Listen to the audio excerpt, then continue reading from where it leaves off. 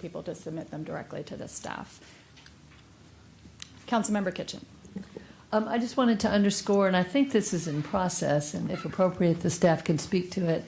But it will be very important for the council as a whole to, and as well as the public, to understand what the council's process will be once our staff and the land commissions finish their process. And so, if you all want to speak to that, my understanding is, and my hope is, that in the not too distant future, relatively soon, we will have a conversation as a council about what that process is, so that we as a council can adopt a process that makes sense for us, based on recommendations from our staff, adopt a process that makes sense for us and that is crystal clear and transparent for the community. So I think that that will help all of us, as well as the public, understand how we're going to proceed. And so, if you all want to speak to that, I understand that you'll be providing us a straw man or something, or not a straw man, but recommendations at some point.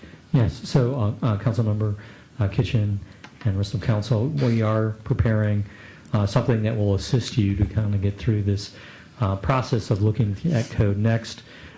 We know that it's not going to be an easy process, and you're going to be receiving recommendations from two commissions, not one.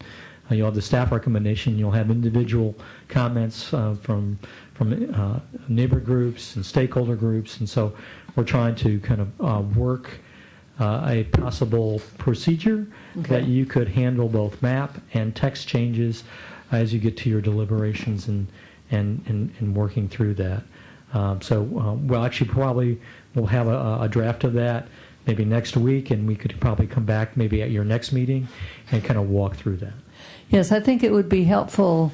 So that would be week after next, before our next meeting at a work session. We can talk through it. I think that'll be important because I think we need to talk about it at the level of specificity that we just did with the resolution that you brought forward in terms of how we were handling hearings. So that way we won't have a lot of, I'm trying to avoid a lot of guesswork. And I'm also trying to avoid confusion and frustrations on behalf of our offices as well as on behalf of the public. So I really appreciate you all bringing that forward to us.